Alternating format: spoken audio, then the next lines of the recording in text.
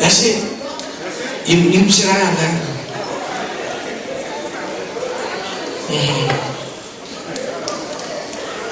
This message is for somebody. In fact, it's for everybody. Let me say it again. This message is for somebody. In fact, it's for everybody. What are you running from? We've been in a fast and we've ended it, and today is a day of celebration. And the only way you can be able to celebrate the victory in your fast is you will have to answer this question. What are you running from? Amen. Let me open by asking you a question. Have you ever felt like running away? I'm already preaching. I'm going to ask it again. Have you ever felt like running away? Running away. Those times when everything out there seems better than back here. We think about running away in moments of frustration. Those are the times when the lure of being someplace else, where no one knows you, seems fascinating. There are endless scenarios that we have developed for ourselves that range from tucking ourselves away in the anonymity of a large city to finding a quite small town and starting all over again. It doesn't happen much, but every now and then most people entertain the thought of running away. Are you praying with me?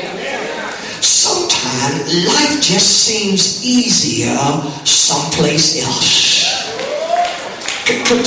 Consider the little boy who was completely fed up with all the rules of his house. He felt like a slave. And he had to pick up his toys, empty the trash, make up his bed, clean out the bathtub, empty the trash and sweep the floors. Finally, one day he was just fed up. He packed up all his bags and decided that he would run away. Are you walking with me? He wrote his mother a note and said, I can't take it anymore. I'm running away. I'm never coming back. He put the note on the table, went into the kitchen and fixed himself a peanut butter and jelly sandwich. Threw his backpack across the shoulder and dashed out of the house into the night, never to return again. About 30 minutes later, he returned home and met his mother at the door. She said, I thought you was running away. To which he replied, I was. But it's too dark tonight. I'll wait until another night. Listen here, beloved. Don't you know that there are many people who think about running away until they remember how dark it is out there?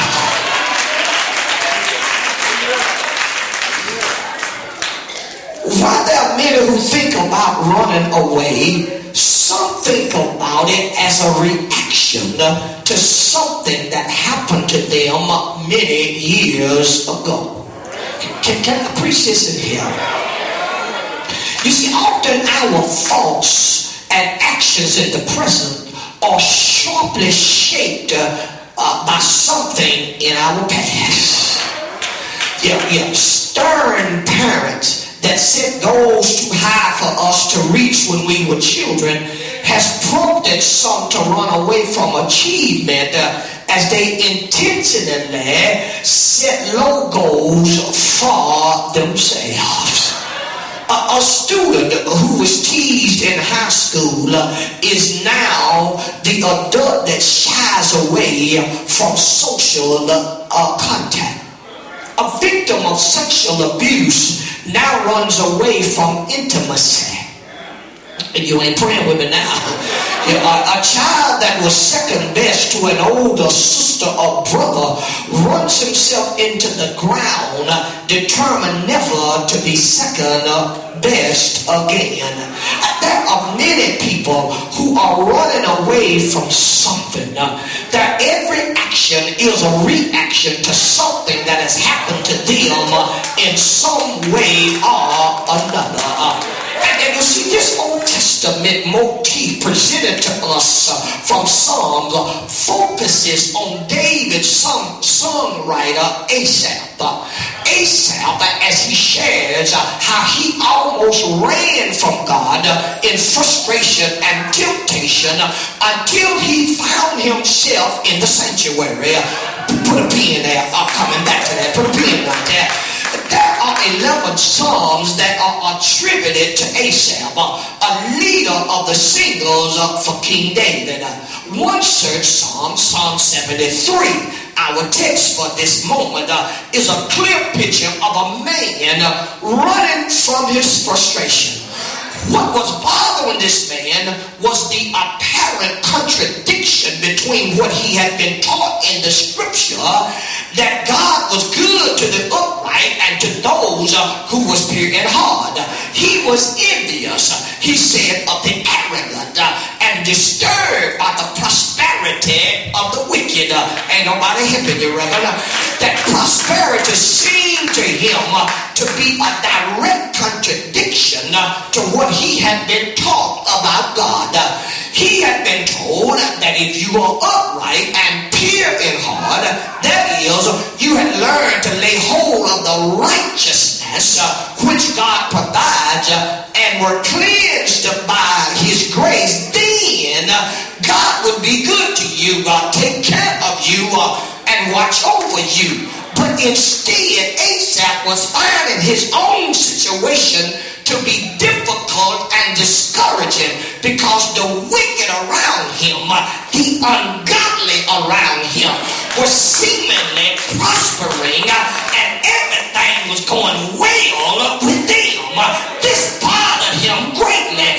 He could not reconcile what he had been taught with what he was experiencing right now. It troubled him so terribly that it created a deep resentment and envy in his heart. This in turn became such a threat to his faith that ultimately he found himself threatened with a complete loss of faith. He was also running from temptation. You see, as he surveyed the life of the ungodly around him, he was tempted to try that life for himself. I'm preaching to somebody. Yeah, it appeared that the ungodly life was far better. You want to know why our children join gangs and sell drugs and live promiscuous lives? When they see what the ungodly is doing, and it looks like to them that the ungodly is being blessed, they think that they are far better than what they have right now. It was the ungodly who never seemed to have any troubles. Y'all ain't praying with me now. In verse 10 through 14, he details his view of the ungodly. He said the ungodly is well fed and well well clothed, driving limousines, and wearing designer clothes, living in split levels, making six figures, going to fancy parties, living the nightlife, going to the Super Bowl, paying $1,500, $3,000, and $6,000 for a ticket, being driven around like kings, eating caviar, and doing everything that they could do, and then they're dressed, like they stepped out of a catalog. Pride is like an ornament to his life. His carriage, his bearing is one of self-assurance and authority. He never seems to have any difficulty. If he is crossed, he is very quick to retaliate.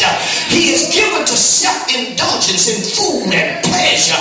Asaph says their eyes swell out with fatness when they see the check they're going to get at the end of the day from the profit made at the Super Bowl. Their hearts overflow with follies.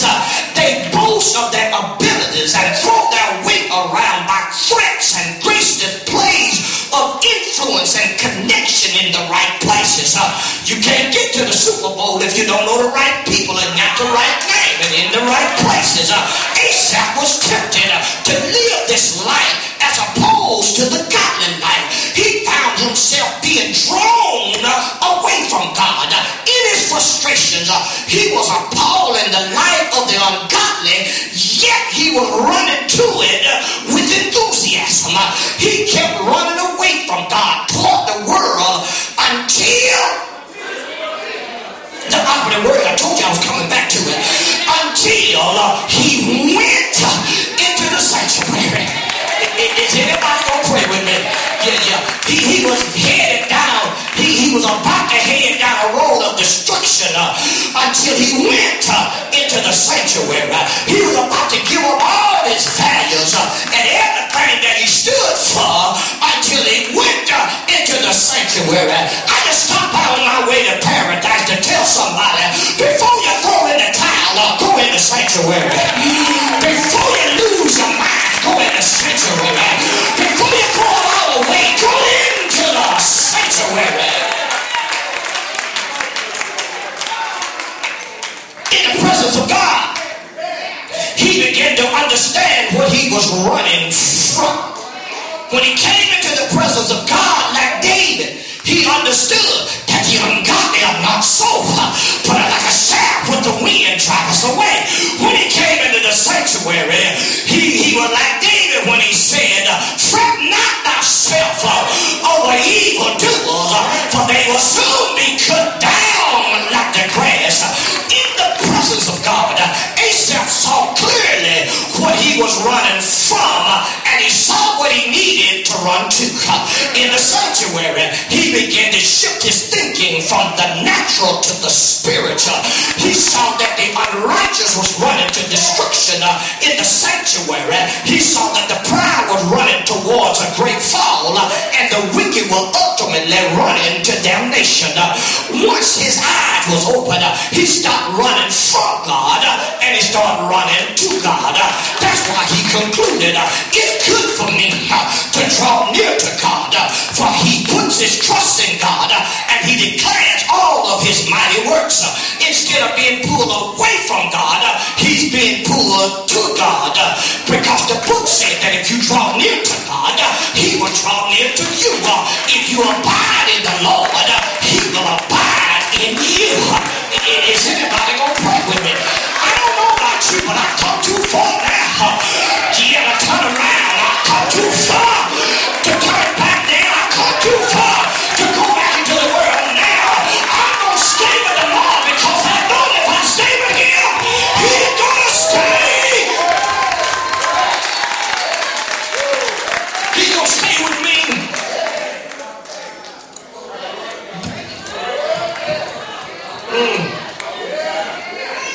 Beloved, don't look like the 8 o'clock crowd. They got quiet on me when I got on that street. I'm finna get on the street. Then I'm gonna get in your house. going to your bedroom. Yeah, but I'm going to get on the street. Don't get quiet. Just keep on praising the Lord and witnessing to the word of God like you've always done. That is a myriad. Yeah, a myriad. Have you ever seen a muriel? It's a myriad of reasons as to what people are running from. In my many years of preaching and serving as a pastor, I discovered that some people are running away from problems. Beloved, there are so many people who try every day to run away from their problems. Some try so hard that they drown themselves in alcohol and drugs. And what they fail to realize is in their running, they only make their problems worse. Most of the time when we attempt to run from our problem, we make unthought out decisions. We use poor judgment, and we often listen at the wrong folk who have made a mess of their own problem. It puzzles me. I can't understand for the life of me why you want to run with your problem to some folk who ain't handling their own problem.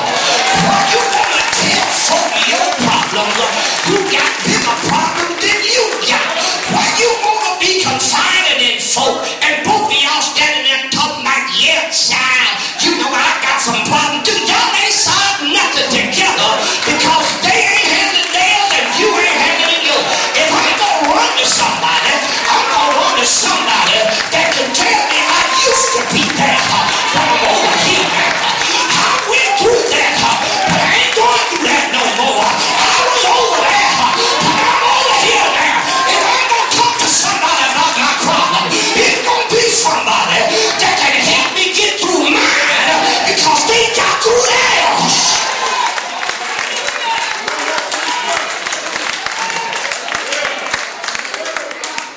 Running from the problems only make new and bigger problems. You ought to know by now, in this life, you're going to always have some problems. I don't care how close you get to God. I don't care how righteous you are. You're going to have some problems. Some that you made and some that some other folk made for you. But that's why Jesus said in this life, you're going to have tribulations, problems. But be of good cheer, for I have come to handle your problem. Yeah, that's why I said in another sentence, take my yoke on you and learn of me, for my yoke is easy and my burdens are light. You want to know how to handle your problem? You don't run from it. Just take it to the Lord in prayer. Because beloved, no matter how fast you run, no matter where you run, you can't run from your problem. And after a while, just running becomes a problem itself. You waste all your energy and all your time trying to figure out how to get away from your problem. You wear yourself out trying to get away from your problem instead of just figuring out how to handle it and then just let God handle it. Give it to God. He knows how to handle it. Second. In this myriad of what people, of the reason that people run. Secondly, there are people running from the past. Look at your neighbor and say, the past. In the past.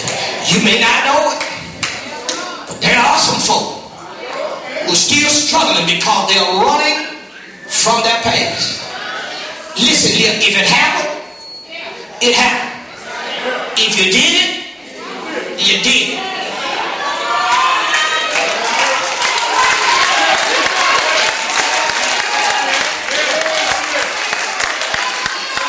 And I don't care how much you run from your past, you can't undo it.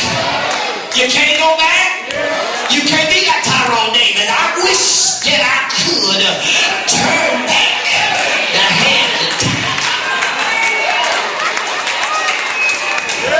And he didn't do it either. Yeah, you're running.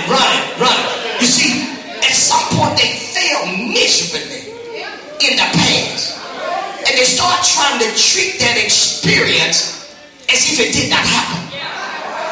They don't talk about it, or they think about it, but they try to avoid any situation or any person that will bring it back to memory. That means you haven't gotten past the past. You see, there are some folk, listen at me. I want you to hear me now. I want you to stay with me now. Y'all don't start getting quiet on me. There are some folk who are incapable of loving because they are still trying to run from the hurting experience of the past.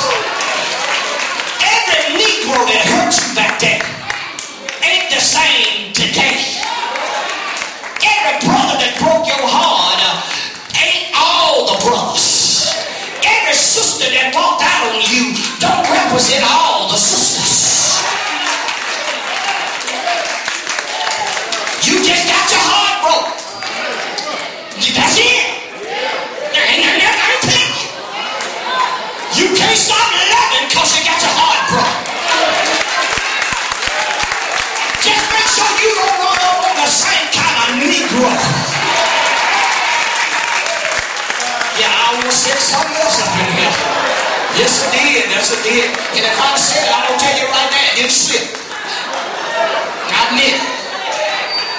Some of us just incapable of loving because we still smart from the hurt of the past.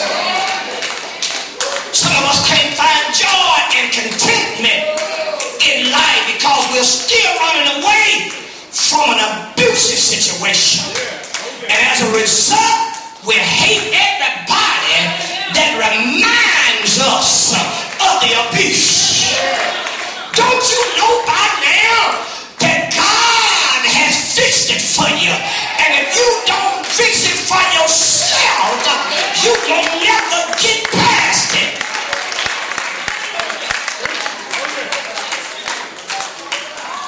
See, the Bible urges us not to run from our past, but to use it.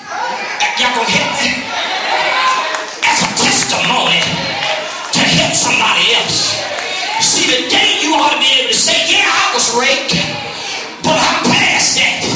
Yeah, I got abused, but I'm past that. I got my heart broke, but I'm past that. He ran off and left me by myself, but I'm past that. Yeah, I went to jail, but I'm past that.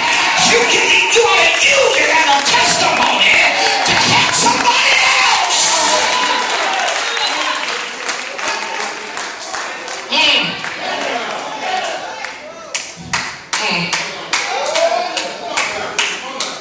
Listen, saints don't run from their past, but understand it in the context of life that God uses our past to make our future bright. And if you don't live and outlive and get past your past will become your future. And instead of your future being brighter, your future will be darker. I need to move on. I'm trying to teach and preach and help somebody at the same time.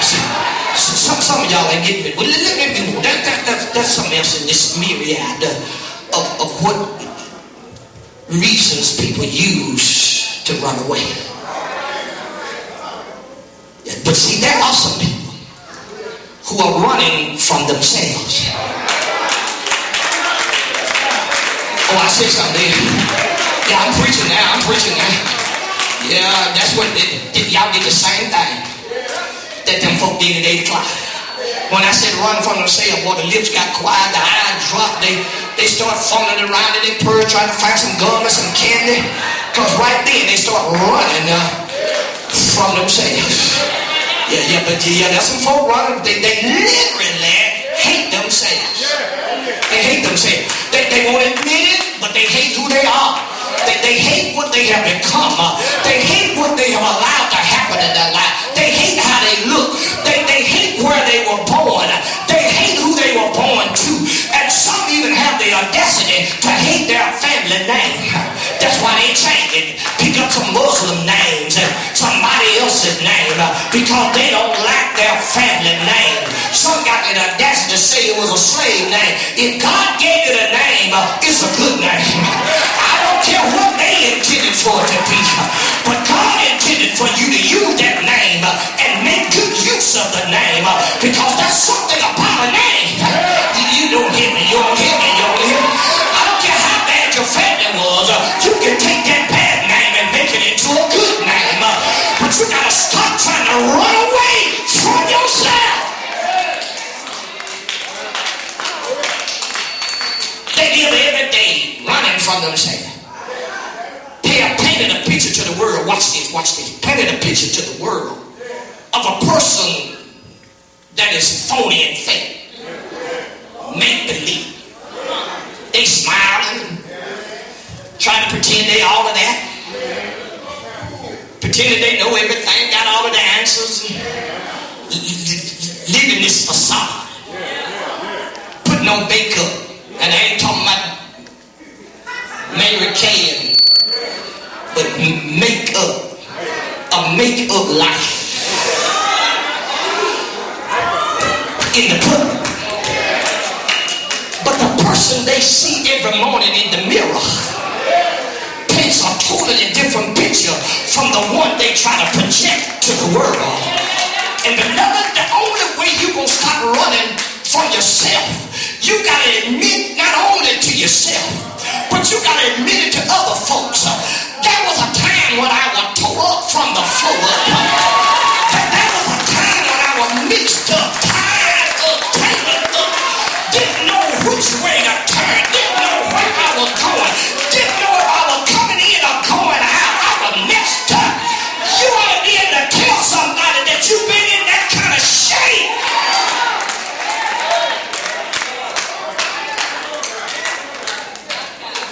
See, some of us is in a foot race with the shadow of themselves.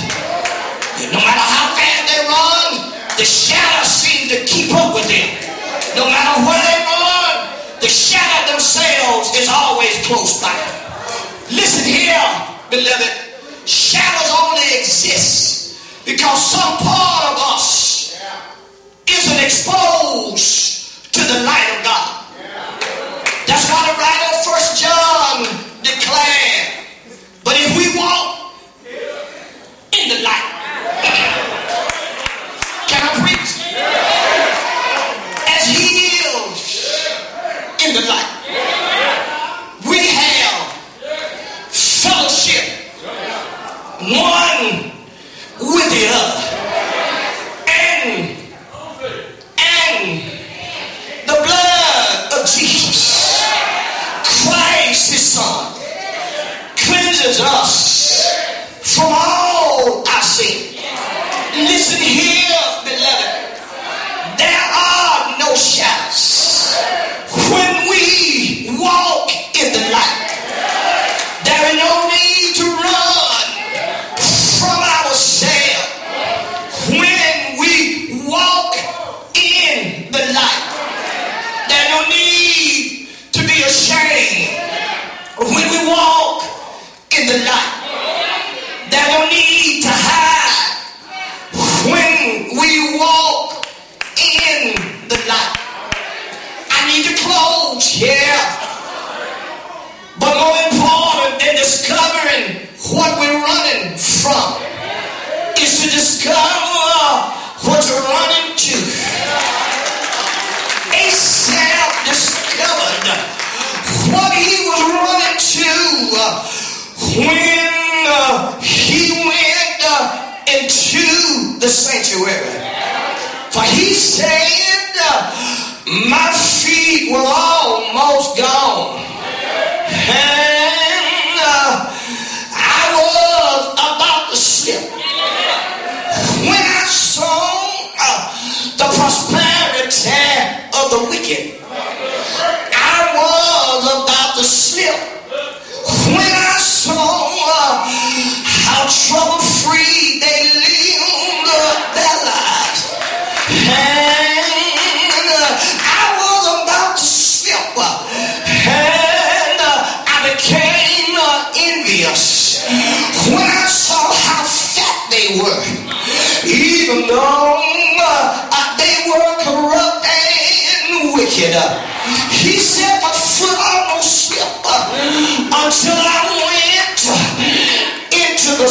sanctuary. Is anybody gonna pray with me? Then I discovered what I was running to. Asaph said I became drawn to God. And God reminded me that the righteous are running to wear a crown. God reminded me that the righteous are running to receive an eternal reward. And God reminded me that the righteous are running to achieve victory. I'm going to leave you alone here. But consider the grandmama and the grandson that came to the train station. Is anybody going to pray with me? They came to catch a southbound train. It had been some time since the grandmama had been home, but she wanted to see the old stomping ground one more time. Inside the station, the train were all pointed in the same direction. Anybody over 50 know what I'm talking about? They don't have a train like that anymore, but they used to have 3 and 4 trains lined up together, pointing in the same direction. They were sitting on different tracks. The little boy, excited with the beauty of one of the trains, begged his grandmama to get on the shiny train that had an upstairs view. He climbed, and the train pulled off. There was a second train, which was not as shiny, and it had no upstairs. The boy begged his grandmama again to board that train. He said it's going in the same direction. The grandmama refused again. When that train pulled off, all that was left was a very short train with one engine and a single passenger car. It was not pretty to look at, but it was a steady old train. The grandmama took a seat, and the boy looked with amazement, and he then asked his grandmama, what's different about this train?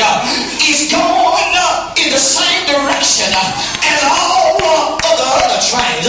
The grandmama answered, all of the trains leave here going the same way, but up the ways a bit, the track splits off in different directions. She said, I'm trying to get home, and there's only one train going in the right direction. Is anybody going to pray with me? Listen here, the train doesn't have to be pretty. The train doesn't have to be shiny. The train doesn't have to be fancy. But the train got to be on the right tracks. And if you put your hands in the Lord's hand, you on the right tracks. Hey, if you trust in God and lean not to your own understanding, you on the right tracks. Hey, if you give God praise and thanksgiving for all He's done for you, you on the right tracks. I don't know about you, but I'm glad, I'm mighty glad that when my foot was about to slip, I went into the sanctuary and I got on the right tracks. I'm glad that when I was on the verge of a breakdown, I went into the sanctuary and I got my breakthrough. Y'all ain't gonna hit me. You got anybody in here who can testify with me when I say, yeah, I was about to lose my mind until I went. I was on my way to nowhere fast until I went. I was down and out on my luck until I went. Until I went into the sanctuary. The devil had me bound, wrapped around his finger until I went.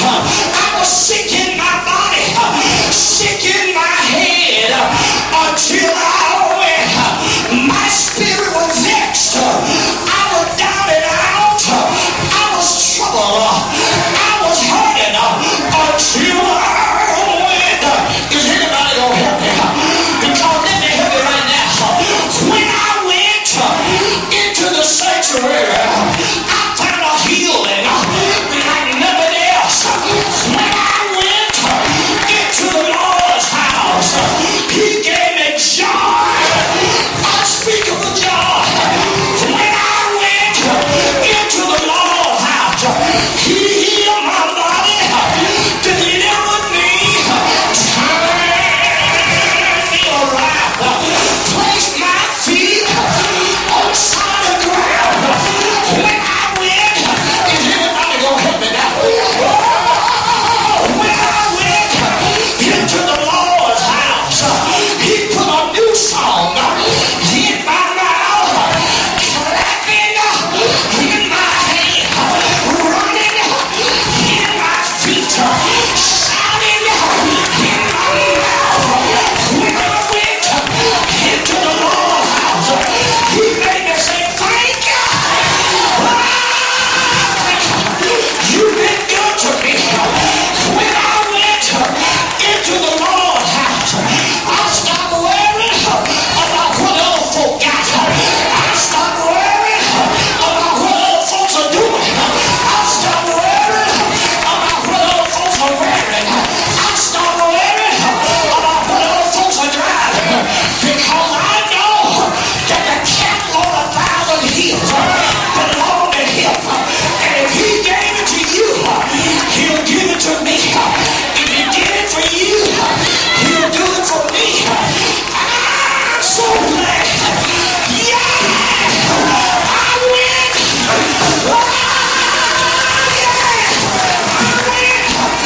Yeah! In the Lord's house! In the Lord's house! In the Lord's house! I discovered something in the Lord's house. The wicked shall cease from troubling, and the weary shall be in rest. In the Lord's house, yeah, no weapon formed against me shall ever prosper. In the Lord's house, my God shall supply all of my needs. In the Lord's house, the Lord is my shepherd.